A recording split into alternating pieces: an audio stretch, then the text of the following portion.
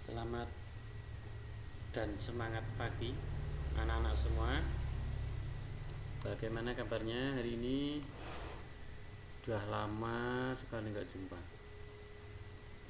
Dan alhamdulillah pada kesempatan kali ini kita berjumpa lagi, meskipun perjumpaannya jarak jauh ya, tapi tidak apa-apa.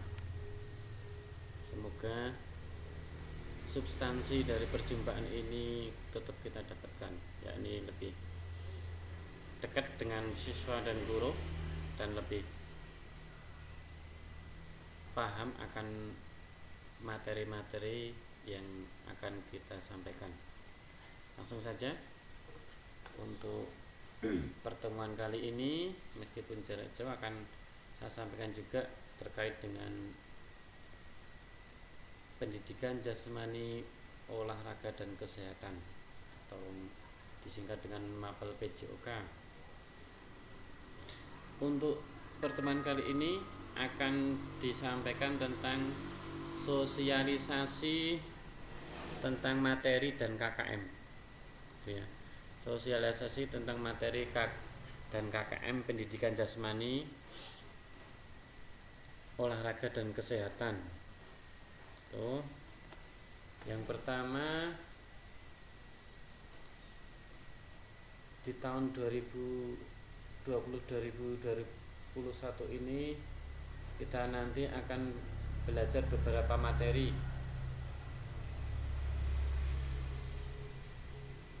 dari Juli sampai dengan Desember, semester gasal dulu, kemudian dilanjutkan dengan Januari sampai dengan bulan Desember, itu nanti ada di semester genap.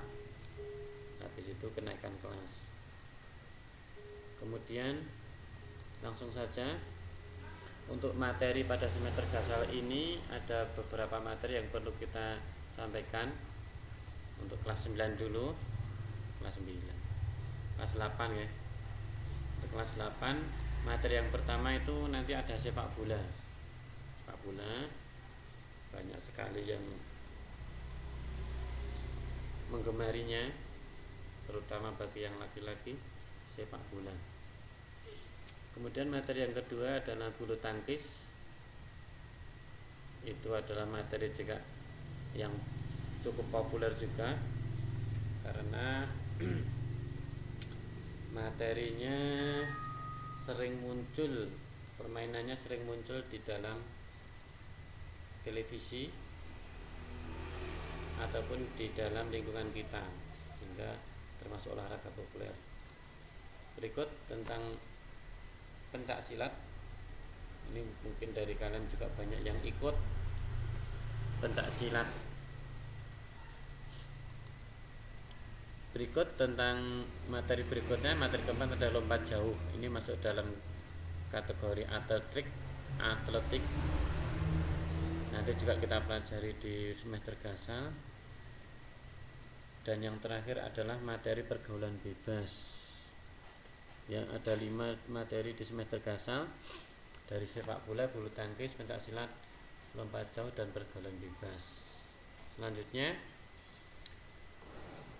perlu diperhatikan untuk yang berwarna ungu, sepak bola, bulu tangkis, pergaulan bebas, ini adalah materi yang diajarkan dari awal pelajaran Juli sampai dengan penilaian tengah semester ataupun seperempat dari perjalanan kalian di kelas setahun. Sepak bola, bulu tangkis, pergaulan bebas, ini nanti sebagai materi yang disampaikan, yang diteskan, yang diujikan untuk penilaian tengah semester. Kemudian yang pencak silat dan lompat jauh itu nanti disampaikan setelah penilaian tengah semester. Berikutnya untuk kelas 9, ini juga ada beberapa materi yang perlu disampaikan. Yang pertama sepak bola sama dengan kelas 8, bulu tangkis, lempar cakram, pencak silat, dan P3K. Ada sedikit perbedaan. Poin ketiga, 4 dan 5 perbedaan. Kemudian perbedaannya juga antara kelas 8 dan kelas 9. Kelas 9 mungkin lebih detail, lebih spesifik terkait dengan materinya.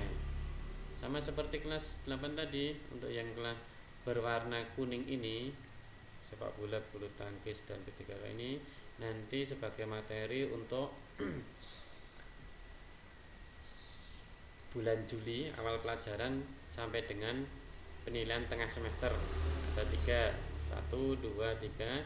Setelah selesai nanti ada agenda penilaian tengah semester atau mid semester. Kemudian lempar cakram dan pencak silat nanti diajarkan setelah penilaian tengah semester. Setelah kelima-limanya selesai, nanti akan diadakan penilaian akhir semester, kurang lebih bulan Desember. Kurang lebih bulan Desember. Berikutnya setelah pemaparan materi, kita akan menyampaikan terkait dengan KKM. KKM adalah kriteria ketuntasan minimum suatu mata pelajaran. Di sekolah kita seluruh mapel itu KKM-nya sama, diseragamkan, yakni 75.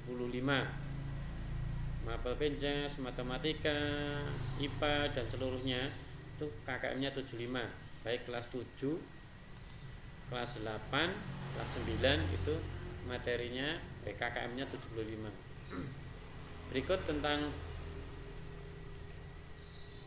hal-hal yang perlu diperhatikan dalam mapel kita Penjas. Itu yang pertama, pengetahuan ataupun teori, materi pengetahuan dari K13 kan ada pengetahuan, keterampilan, dan sikap. Itu bobotnya, pembagiannya pengetahuan itu 50%, mengerjakan.